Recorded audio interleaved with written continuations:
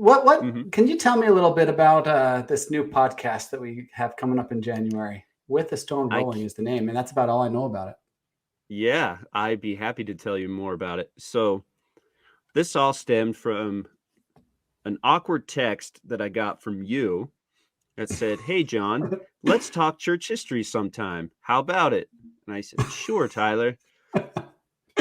And then we had a phone call, and it was kind of funny because it was like, "All right, what do you want to talk about?" "I don't know. What do you want to talk about?"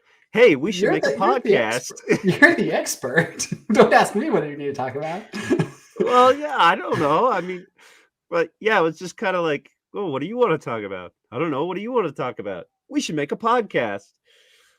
So that's what this is coming from. So we put some thought into it, and I think we decided that what would be awesome is to have a church history podcast. There's tons of church podcasts out there that focus on the Church of Jesus Christ of Latter-day Saints, Mormon Church.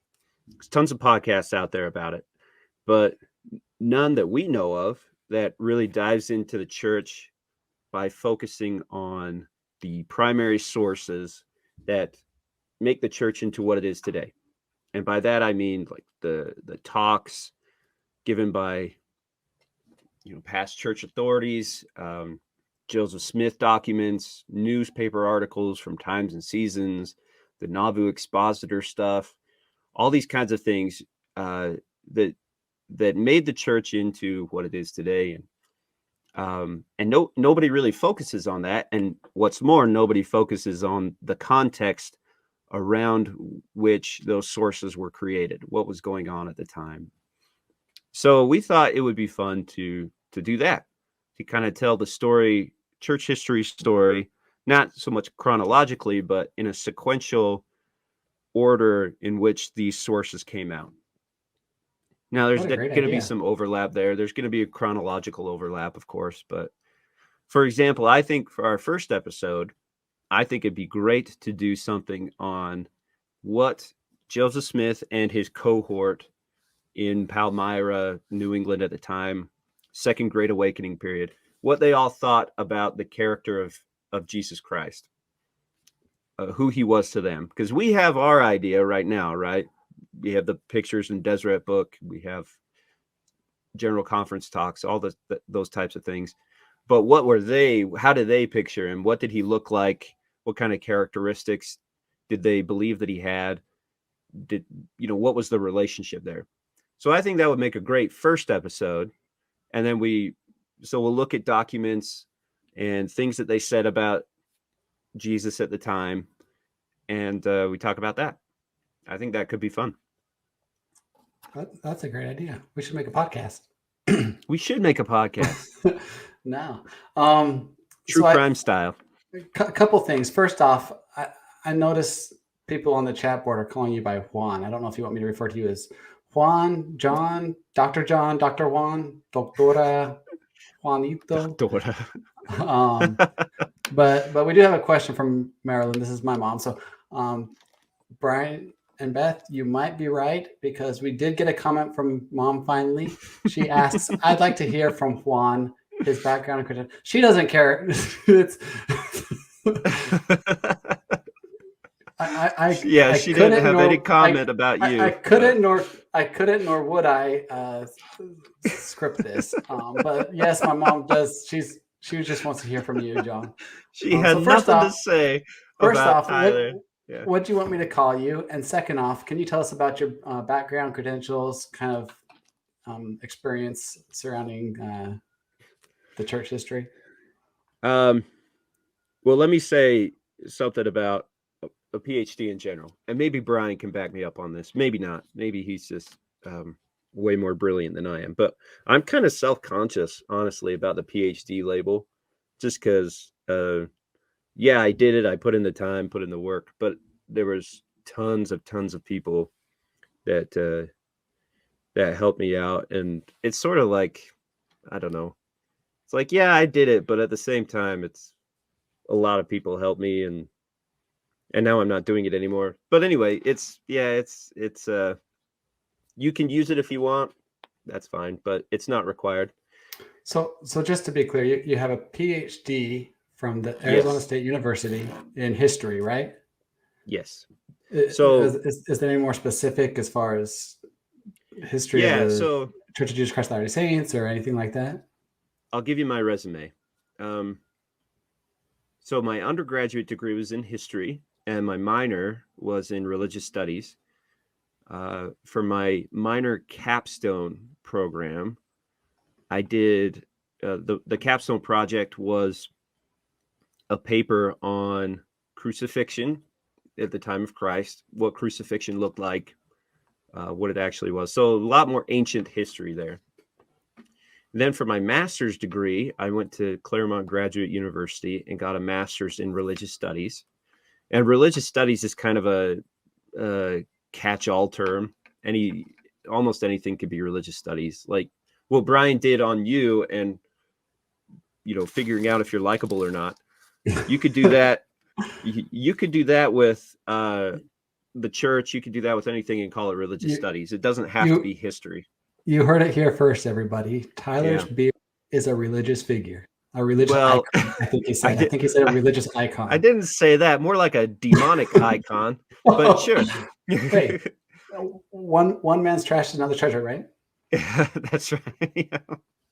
Freedom of religion. If you want to worship Tyler's beard, more power to you. So, but yeah, religious studies is a catch-all term. I focused on the history part of that more than sort of the cultural, economic, statistical part. But my master's thesis talked about the Wasatch Front, or Utah in general, actually. Talked about Utah in general as a sacred place for Mormons, but also for Native Americans. And then I took that history track and went to Arizona State because they had what I thought was a pretty strong program in the history of the American West. So I went there and wrote a dissertation on the Wasatch Front and its history, well, the climate history of the Wasatch Front, and just how different populations who have lived here have interacted with the climate and the different climate events, how that's affected how people have settled here, how it's affected culture, and just overall how people have interacted with the natural world in the Wasatch Front area. So those are my credentials. I also taught U.S. history for a couple of years. I taught global history a few times. Was that at Arizona State yeah. as well? Mm-hmm. Yep. Okay. Cool. As awesome. You can see, thank you. We repping the colors. So wait. This is on the history of a church, and you're literally the very first mic test. You are literally wearing a hoodie with a picture of the devil on it. Yes. Well, his fork at least. Okay. As long as it's not him, we're okay, I think. Yep. I got it on the cuff too. Awesome. Cool. Yeah. Well, we should have started with you. I like listening to what you had to say a little bit. Oh, stop. No, that was way too good. What Brian and Beth did. And people probably wouldn't stick around with them to listen to them because it was awful. It was awful. I enjoyed it. Quick question from Eric. He's asking, are you going to be on Stitcher? The answer is yes. Our intent is to be anywhere where you can get a podcast. Apparently there's technology around that'll do that for you. So that's I don't know what Stitcher is. I've never used it, but I've heard people listen. So I looked into it and I think it's very doable to just add that to our list of places where you can get the podcast. So right now we're planning on, preferably I like Facebook and YouTube because I want these questions coming in. Something like my mom asking, John, tell me about your credentials, or John, why did this happen this way? To you, it might just be a piece of paper, but it's obvious that you know a lot more about this history than the layman. So I like that. So first and foremost, if you can come live and really, if you have questions at least and want to come live, that's probably the ideal way to participate with us. But yeah, afterwards, we plan on putting on Stitcher, Spotify. Is that a podcast thing? No. What am I thinking? I don't know. Brian says yes. Apple Podcasts. Yeah. Yeah, I think Spotify is that the one where you can see the video too. So anyway, there's several ones we were looking at, and if there's one that you want that we don't have, I think it's pretty easy to just add it. So that's our intent, is to, and anywhere you want to listen to this podcast, it should be available, at least if we make it past episode 2. That's a big if. Yeah. Another question comes up. John, what are you doing now? I assume he means professionally. Oh, yeah. Not podcasting wise. I am a financial advisor in Bountiful, Utah. And do you want to get into the reasoning why you're doing that, or just leave it at that? It's okay to leave it at that. I don't want to. Sure. Well, so I was teaching at Arizona State, and yeah, Brian, we have 2 PhDs working something completely unrelated to their academic life. Yeah. Do I need to bring Brian back into the stream to talk about how awesome it is?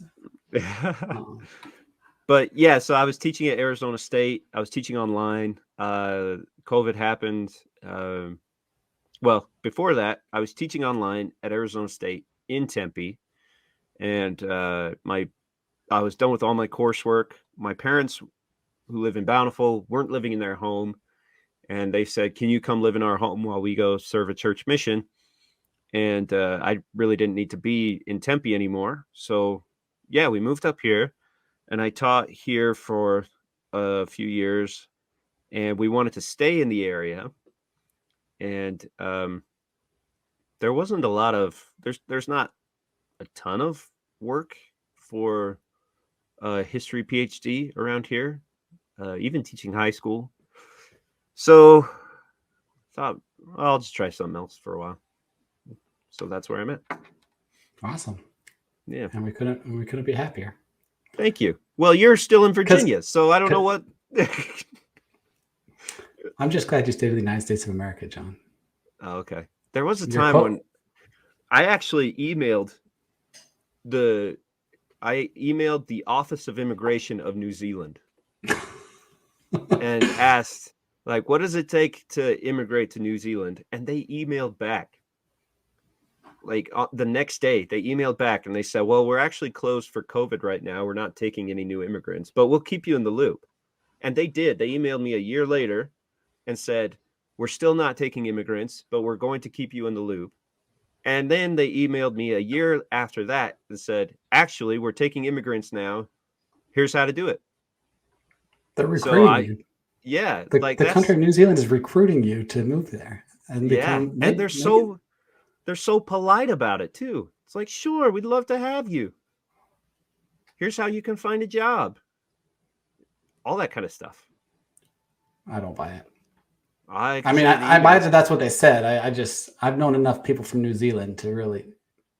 I've never met a single person from New Zealand. They seem really nice, actually. I think they seem nice. Yeah. All I know about New Zealand is there's more sheep than people, and they're very proud of that. So. And Lord of the Rings, of course. Yeah, my parents. So Middle Earth. Yeah, my parents visited that site. Oh, for real? Yeah, we definitely got to have your parents on the show. All right. Well, you have an invitation. You have an invitation, Robert and Marilyn, a standing invitation to join us and talk about New Zealand. Yeah. Did Brian go to New Zealand? He did. Yep. That's. Oh my gosh. Yeah, that's actually what took them down there. They went to go bring him home. So, yeah, they all toured the. I think they stayed on one of the islands. I don't know. Don't ask me. It was a long time ago. That was before I could grow a beard, so I didn't really have my identity at that point. You still can't grow a beard, according to some people. According to anyone who's seen me try.